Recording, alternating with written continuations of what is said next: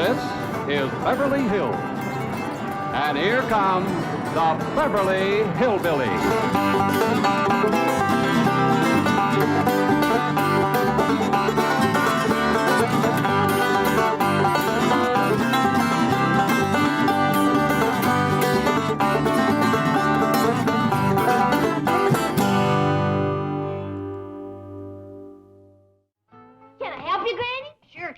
I must be getting old. This clothes basket is heavier than a bucket full of hogs' livers.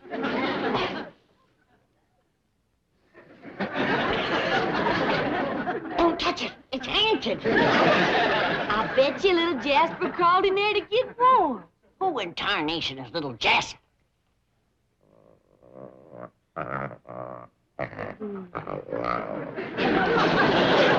Ain't he cute, Granny? I declare another pussycat. Only this one's all broke out with spots. This here little feller's what you call a jaguar. Where'd he come from? Critter Doc drove to zoo, said he comes all the way from South America. Down Louisiana way. Nice country. Said he'd bring it home to wean. He says, I got away with the critters.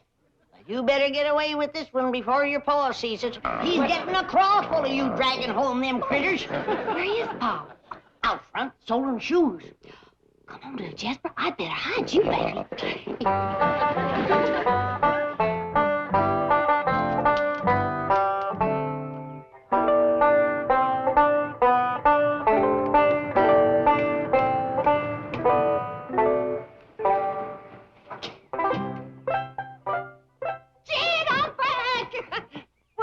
It's me, Pearl. Don't you want to kiss me? Just didn't want to nail us together, Pearl. My doggies, it's good to see you. It's good to be here. I thought I heard Pearl's voice. You did! You old rascal, you surprised us. How are things back home? Fine as frogs here. Why didn't you let us know you was coming? We'd met you at the airport. Oh, Daddy spoiled the surprise. Besides, I didn't want to take Jethro out of school. And Mr. Drysdale offered his limousine and livered chauffeur. Thanks a heap. Jed, give the chauffeur a tip. Come on, Pearl. Come inside. Tell me all about it. Oh, just a minute, young feller. Got a tip for you. Thank you, sir. Plant your corn early this year.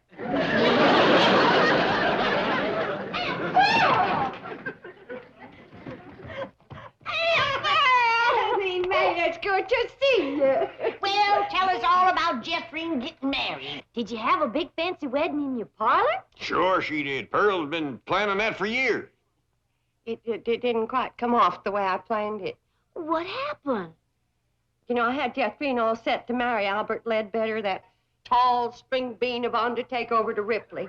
Good, steady fella, Al. Best undertaker in the whole county. Only undertakers in the county. Nice feller, too. Oh, Granny, I wish you could have seen the way he decorated my parlor. Well, you couldn't walk for the flowers. They weren't all strictly fresh, mind you, and some of them still had the black ribbons on them. Oh, flowers is flowers. Al never was one to waste nothing. Well, what happened, Aunt Pearl? Didn't Cousin Jethro marry up with Undertaker? Stood him up, loped with another man. There goes my free funeral. Well, tell me, Pearl, who'd Jethro elope with? That drummer from Joplin, Jasper Depew. Why, he weren't no more than half her size. I reckon love ain't measured by a yardstick, Granny. And they do look happy. Sent me a snapshot from Turnersville. How'd old Al Ledbetter take it, Pearl? Jethro stand him up like that. Took it right nasty, Jed. He backed his hearse up to the door and hauled away every single flower. Where'd he take her? Straight over to Elverna Bradshaw's parlor. He up and married her daughter before them flowers could wilt. Al never was one to waste nothing. Jed, I gotta have... Hello, son. Ma! Come, Jim. Jethro, put me down. Jethro, what are you doing home from school in the middle of the morning? Did you hear your ma was coming home? No, Uncle Jed. They just found out over at school that I ain't got no certificate of health. What's that? That's something that says that I'm healthy. I'm say you're healthy. Now, go on back to school. I gotta have an examination first, Granny. Stick out your tongue. You're healthy. Get back to school. Granny, I reckon he's got to be examined by a doctor. I've been doctoring better than 60 years. It's got to be a doctor that's what they call a MD. What does that stand for? Mr. Doctor, I reckon. Well, I'm a MD. Mrs. Doctor. Granny, maybe he ought to do like the school says, huh? City doctors.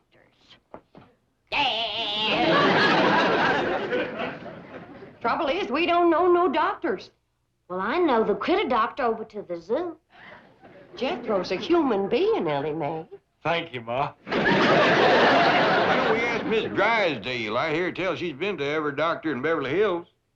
Hey, Marie the maid told me about a doctor she's been going to for 7 years. He must be a crackerjack. What's his name? Let me think. It commences with D. I got it! Dr. Twombly. Twombly don't commence with a D. Well, doctor does. Jethro, you go on upstairs and take a bath and put on some clean underwear and get over and see him. Okay, Ma. I sure hope Dr. Twombly don't examine his brains. Analysis is progressing most satisfactorily. Tomorrow, same time. Yes. Well, thank you, Dr. Twombly. And don't worry about the regression into infancy syndrome. You'll overcome this desire to be a baby again. Yes, sir. Thank you, Doctor.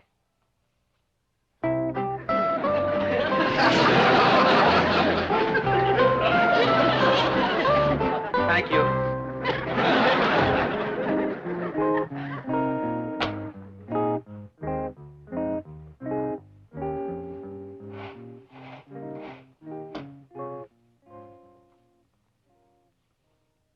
And you thought you had some beauties, Dr. Freud.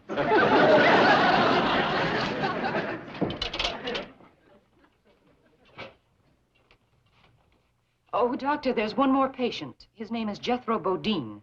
This is my golf day. You know I don't take patients after 11 o'clock. He was referred by Mrs. Drysdale. Oh, all right. Call Dr. Black and tell him I'll meet him on the golf course at 12:15. Yes, Doctor.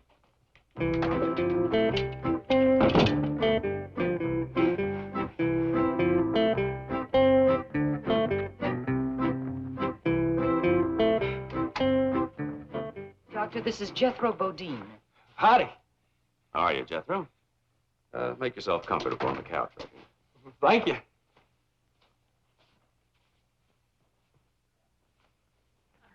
Well, would you like to tell me all about yourself and why you're here? Well, why I'm here is that I can't go to school till I get examined by you. Just lie back and relax. Well, thank you. Now, suppose you tell me about this problem you're having at school. Well, my biggest problem is staying awake while the teacher's talking. Well, that might be nothing more than a benign subconscious rejection of authority represented by the teacher. It doesn't mean that you necessarily lack interest or capability or intelligence. Above all, you mustn't let this cause you any distress. Together, we will probe into the underlying causations and...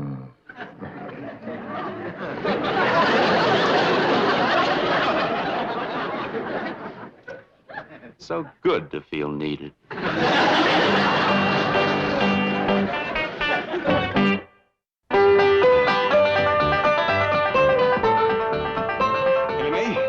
This little critter just scared the living daylights out of your Aunt Pearl. Now, something tells me it just might be yours. I'm awful sorry, Paul. I plumb forgot I hid him in Aunt Pearl's dresser drawer. He just loves to get in betwixt clothes and snooze.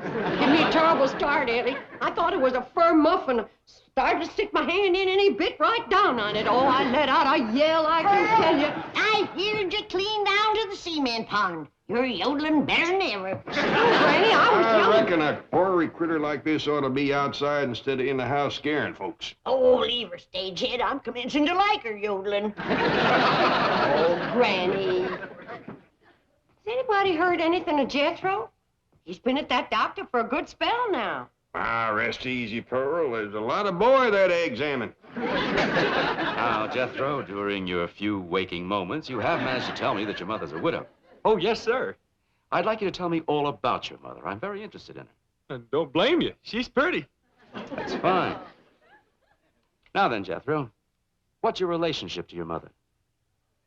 I'm her son. Yes, I know that. But how do you feel about her? Do you like her? Oh, I sure do. She's a dandy, huh? Does she ever give you hostile emotions or aggressive tendencies? Well, she would if I asked her for 'em. Yes, well, suppose we talk about your father. Do you remember him? Oh, yes, sir. He used to take me hunting. Taught me how to shoot with a rifle when I was just a little feller. Oh, you were good buddies when he was alive. Oh, yes, sir. Did you miss him? I never shot at him. Well, suppose you tell me about the rest of your family. Do you have any brothers? No, sir. But I got a sister that's got one. Well, that would be you, Jethro. No, sir. Her name is Jethro. Why don't you go back to sleep for a while? Oh, Granny, wait till you see what all's in here. Every last thing you asked me to bring back from the hills. Oh, bless you, Pearl. Cocoon root. Pearl, you'll never know how I needed this. When you simmer this in slippery elm tea, it is first rate for chills and fever. Dried crawdad tails. Big rascals, too. When they is ground up to powder. You can't beat it for easing headaches, curing warts, and seasoning sauerkraut. Catfish whiskers. Oh. Salt water. Oh. Dogwood bark. And the skins from 3 full-grown newts caught at midnight under a full moon. You ain't gonna believe this, but you just can't buy these in Beverly Hills. That's a fact, Pearl. Jethro drove me up to 5 big department stores out here, and not one of them had a newt skin. When it comes to charms and potions, you might just as well not commence unless you got the midnight moonlight caught, fully grown newt. Pearl, did you do all this gathering yourself? Oh, no, not yet. I had company, especially for the midnight moonlight newt hunt. Anybody I know? Oh, 3 of the most marriageable men in the hills. That'd be Jack Cantrell, Widower Lloyd, and Old Man Casey. Oh, he ain't so old. I declare, I had to watch out more for him than the newts. I'm surprised you didn't get married while you was back home, Pearl. Oh, I had plenty of chances, Granny, but I got sport living out here. So I'm gonna hold out for one of them good-looking, snappy-dressing, money-spending Beverly Hills fellas. Wild honeycomb. Honeycomb and Mountain Dew. Best thing in the world for quinsy. Mountain-grown flaxseed. Nothing better for poultices. Old George McQueenie sent that to you. I'll take it anyway. Ma! Well, what'd the doctor say? Are you well? Are you healthy? I never did find out. But when that Dr. Twombly heard that you was my ma, that's all he talked about from then on. Talking about me? He must ask a dozen questions about you. But Jethro, I don't even know the man. Well, he sure knows about you. And he'd like you to come to his office to see him. When? Well, he says the sooner the better. And he's a good looker, too. Bet you Mrs. Drysdale told him about me. I'll hurry and put on my store-bought hair and my society dress. Jethro, this Dr. Twombly, pretty nice fella? Yes, sir. But he's awful nosy, though. Never stops asking questions. Shows he's interested. But there's one thing about him Ma ain't gonna like. He's a messy writer. Yeah? Yes, sir. You know how Ma's always fussing at me for spilling ink in my writing book? Yeah? Well, he showed me one of his books, and Uncle Jed, it's the biggest mess of ink blots you ever saw.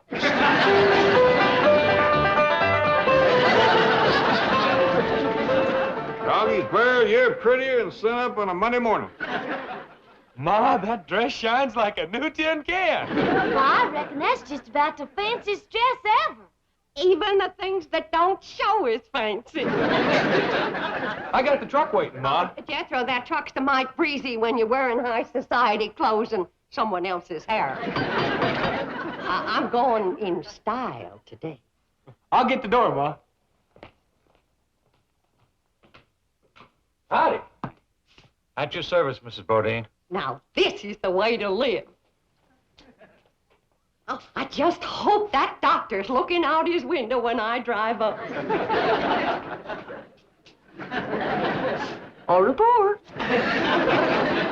Ain't no two ways about it. When it comes to style, nobody plows a deeper rut than Pearl. Mrs. Bodine, how nice to see you. I'm Dr. Twombly. Bonjour, s'il vous plaît, I'm sure. You obviously are a more sophisticated woman than I was led to believe. Merci, n'est-ce pas? Excuse me.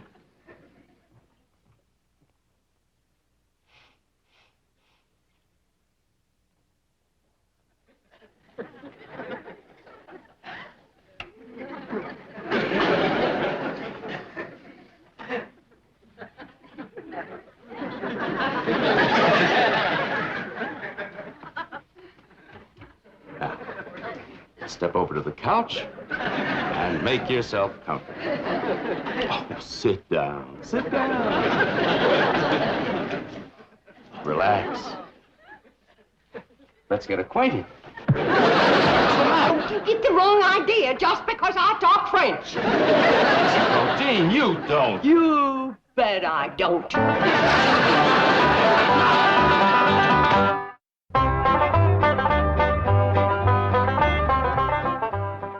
Here you are, Doctor. And I postponed your golf date until 3. Thank you. Dr. Twombly? Yes, but I'm busy right now. I'm sorry, you cannot see the doctor without an appointment. I wouldn't count on that, ma'am. It might be a good idea for you to leave the room. Who are you? Name's Jed Clampett, blood cousin to Pearl Bodine. Good. It's all right, nurse. Mr. Clampett, I'm glad to see you. Before I shake your hand, maybe I better speak my piece. By all means. Sit down. I'd rather stand, thanks, and I'll get right to the point. Back where I come from, we don't take kindly to anybody trifling with our female kinfolks. But, Mr. Clampett, I take into account that this is a big city, and your ways are probably different than ours. When my cousin Pearl tells me she hadn't no more than said howdy, and you commence pulling her to the settee, by doggies, that's dropping a rusty bucket down my well. Mr. Clampett, you don't understand. I do this every day. I'm a psychiatrist. But I'd try to get cured of it if I was you. Guess you're liable to wind up bad hurt. Let me explain and apologize for the mistaken impression. You can come out the house, explain to Granny, and apologize to Pearl. I'd love to come to your house. I want to meet every member of your family. Yeah, that'll be fine. But keep a tight hold on your feelings. I reckon Cousin Pearl can look after herself, but I got a daughter, Ellie Mae, and I catch you making one move in her direction, you're going to find yourself weighing about 3 bullets heavier. Pearl, drink the sassafras tea. I bolstered it up with a little Mountain Dew. Calm you down. Thank you, Granny. Pearl, I wish you'd wear this thing or put it away. I keep thinking it's one of Ellie's critters. A bit ago, I tried to feed it a saucer of milk.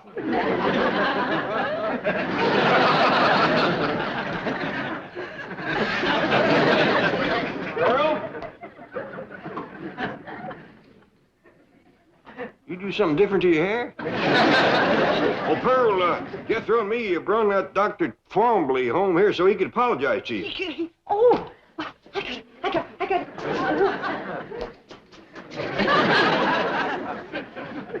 No mirror in here. I hope you didn't whoop him to where he's no good for shooting. Nobody gonna shoot nobody, Granny. That's why I come in here first. You whooped him too bad, huh? And whoop him at all. How come? Poor fella's so sickly, he gotta have a nurse handy all the time. Jethro, bring him on in here.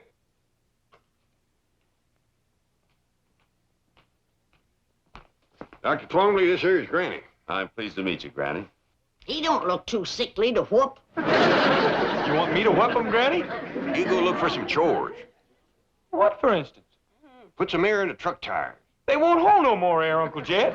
Well, then let some out and then put some in. I never get to do anything I want to do. Somebody's always saying, do this, do that, put air in, take air out. I don't know. Granny, where's Ellie? She's out back running a new Jaguar around the yard. Well, I'll go fetch her. I reckon you'll be safe with them. Sit down, Doctor. Thank you. So, you call yourself a doctor, do you? Well, I do hold several degrees. All right, Doctor.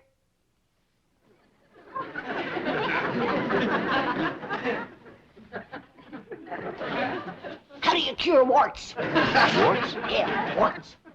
Well, dermatology isn't my field, but I assume electrodesiccation is still a preferred method. Oh, is there a newer method? Stump water and lime, mixed with ground up crawdad tails, daubed on with the leg bone of a buzzard, just before the moon comes up. Think you can remember that? Well, I'll try. Mm-hmm.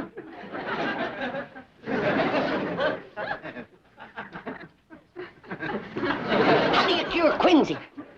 Quinsy? Tonsillitis. No, that wouldn't cure it. An inflammation of the pharyngeal area. I don't care what you call it, that wouldn't cure quinsy. Quick, what kind of poultice for rising in the ear? Poultice? What's acidity for? Well, How would you cure the vapors? I... What about the drowsies? Aching joints, stone bruises, corns, dander, twinges, and proud flesh. These things are outside my field. A doctor goes where he's needed. He don't just stay on his own land. Now, you sit right back down. Remember what I told you. Hey, this here is Dr. Twombly. Howdy. How do you do? Are you the young lady with the new Jaguar? I sure am. You want to see it? Well, yes, I'm an enthusiast myself. Is it in the garage? Yeah, right in the yard. Come on. Now, you sit right there. Ellie, bring it in the house. A Jaguar in the house? Is it all right, Pa? Yeah, as long as you don't take it upstairs again.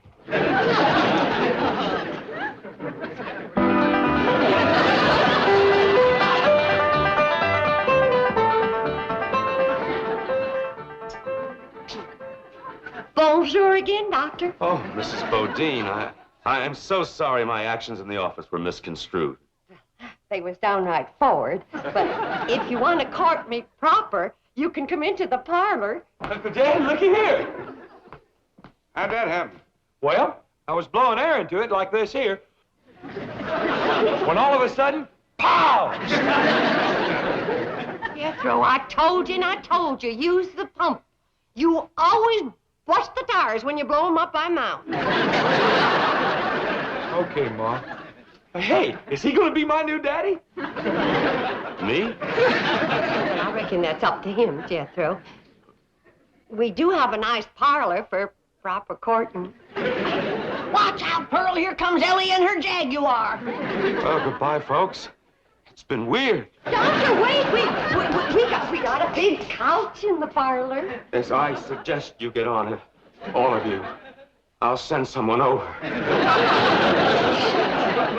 Well, of all the... He run out on me. Ooh. Hey, Ma, you want me to catch him and tote him back? Let him go. Let him go. But, Granny, it might be my only chance to get a Beverly Hills doctor. Doctor my foot. Unless Ellie brings home a 6-foot duck, you ain't never gonna run into a bigger quack.